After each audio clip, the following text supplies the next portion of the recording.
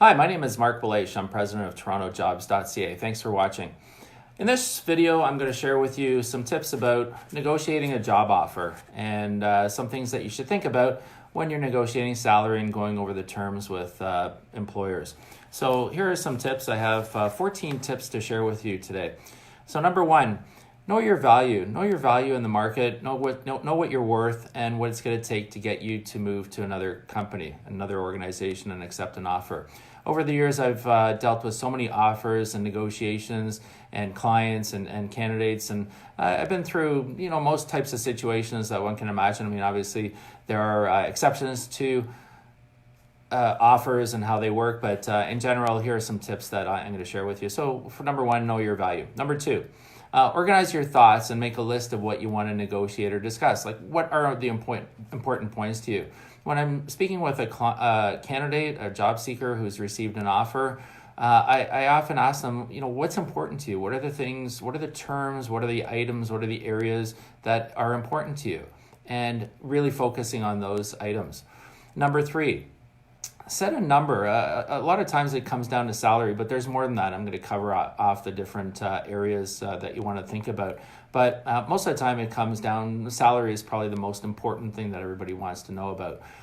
So leave yourself a bit of wiggle room. Be prepared to negotiate if necessary. You might not get exactly what you're looking for, but you might be able to negotiate some terms about having like a salary review or a performance review in a short order, for example, like 3 months or 6 months. So, give yourself some wiggle room. Maybe you don't get exactly what you're looking for, but maybe there's other areas that make it better for you. So keep that in mind when you're negotiating. So let's talk about salary. You can ask if salary is negotiable for you. If there is some opportunity to discuss that with your client or not with your client, but your prospective employer. The next point is ask them how they came up with the salary. Like what did they use? If it's not specifically meeting your expectations, you can just ask them. How did you come up with this number? Like, where did it come from? Maybe it was what the previous person was paid. Maybe they're using a salary grid, or maybe they're comparing you to other candidates that they've interviewed. But you can ask, just curious how this number came to be. Next point is think of what you'd like to be receiving with salary. Like, what is your number? Is there some wiggle room? Is there some negotiating power in there? If you give a salary range, if you have given a salary range during the course of, and this is whether it's salary or hourly, I'm not distinguishing them on this webinar, but if you've given them a salary range, be prepared to accept the lowest offer within that range that you've given them.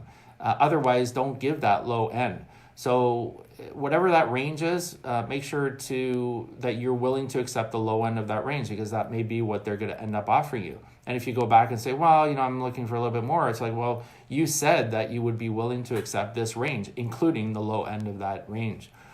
So it really comes back to what you have said in the interview.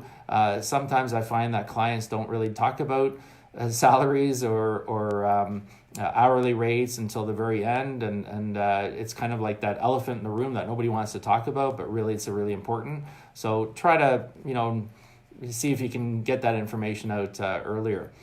Number five, ask questions on the various points on an offer. So go through it word by word, paragraph by paragraph, page by page, however long it may be. I've seen offers that are everything from a few lines literally to a few pages or longer, depending on the size of the company, depending on the role, depending on the importance, depending on the person that you're dealing with.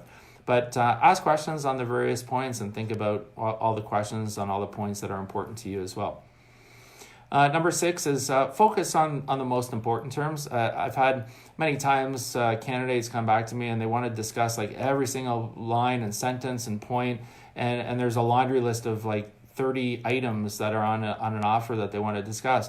Really try to, an offer is, yes, it's important and it sets the terms of employment, but really focus on the ones that are really, really important to you. And sometimes you just kind of got to say, what, I'll accept these because they're there, or if you have questions, but don't try to have a whole laundry list that's going to take 3 hours to discuss an offer.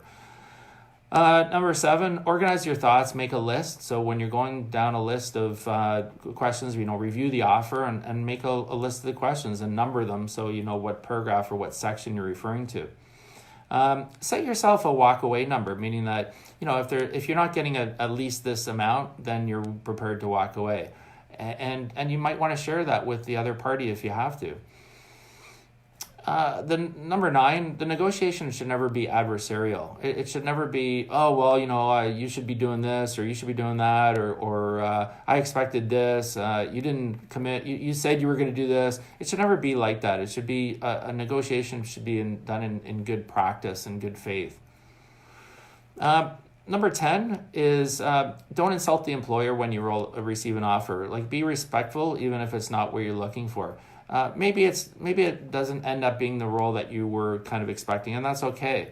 But, be respectful, because maybe you don't end up getting that position, and 3 months later, 6 months later, there is another position that you might have be interested in. So, keep that in mind. Even with titles, I've seen many times when a client really liked a candidate, it didn't work out on the opportunity, but then they come back a few months later and ask if that person is still available, and the person ends up taking that position. So you never know.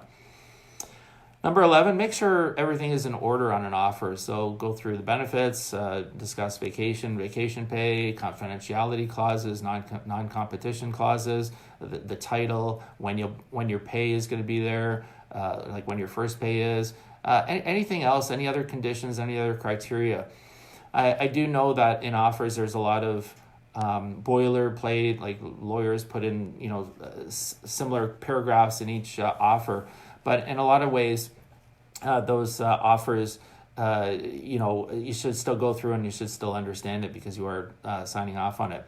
Now, in signing off these days, there's 3 or 4 ways. 1 is in person when that does happen. 2 is sometimes there's a e-signature that you might do, like a DocuSign.